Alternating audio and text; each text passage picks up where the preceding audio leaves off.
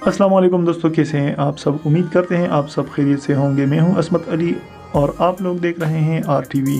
मौजूद दोस्तों, पठान जिसे पश्तून भी कहा जाता है और जिसका ताल्लुक बनी इसराइल से भी मंसूब किया जाता है, एक ऐसा कौम है जो न सिर्फ दिखने में मुसलमान है बल्कि एक इस्लाम पसंद, इंतहाई सादालोह, बेहद बहादुर और गैरतमंद कौम भी है।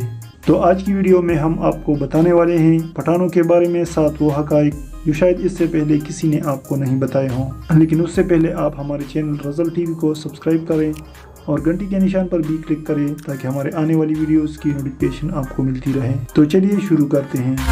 नंबर 1, पठान वो वाहिद कौम है जो तकरीबन 100% मुसलमान है और दुनिया भर में जहाँ भी पठान होंगे मुसलमान होंगे। ये वो वाहिद कौम है जिसमें इस्लाम के अलावा कोई दूसरा मज़हब मौजूद नहीं।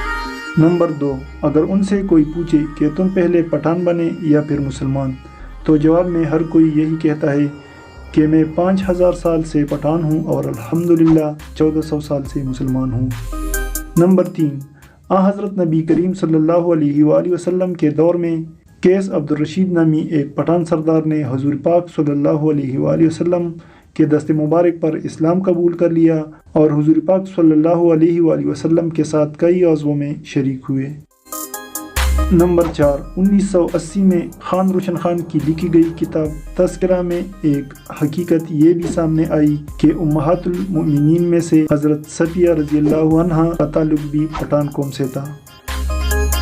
नंबर 5, कैस अब्दुल रशीद के कबूल इस्लाम के बाद हुज़ूर पाक सल्लल्लाहु अलैहि वसल्लम ने आपका नाम अब्दुल रशीद रख लिया और उसे पहतान या बतान का लक़ब भी अता किया और फिर यही लफ्ज़ आगे चलकर पठान बन गया।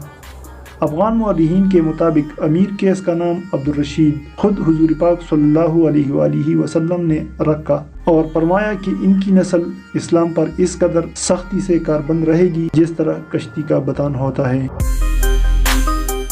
नंबर 5, लफ्ज़ पख्तून के बारे में बताया जाता है कि जब बख्त नस्ल के जुल्म से तंग आकर पठानों के एक कबीले ने ईरान में पनाह ली जिसका नाम बनी पख्त था, जिससे ताल्लुक़ रखने वालों को रफ्ता रफ्ता पख्तून कहा जाने लगा।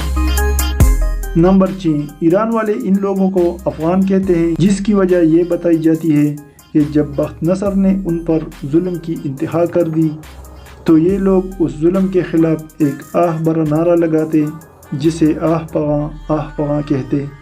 बाद में ये लफ्ज़ उन लोगों के साथ ऐसा जोड़ा गया कि उन लोगों को ईरान वाले अफ़गान कहने लगे। नंबर 7, हिंदुस्तान वाले इन्हें पठान कहते हैं, ईरान वाले अफ़गान कहते हैं और पाकिस्तानी उनको पश्तून या फिर पख्तून कहते हैं। तो दोस्तों, ये थे पठानों के बारे में चंद ऐसे हक़ाइक़ जो शायद आज से पहले किसी ने आपको नहीं बताए हों। तो उम्मीद करते हैं हमारी ये वीडियो आप दोस्तों को पसंद आ गई होगी।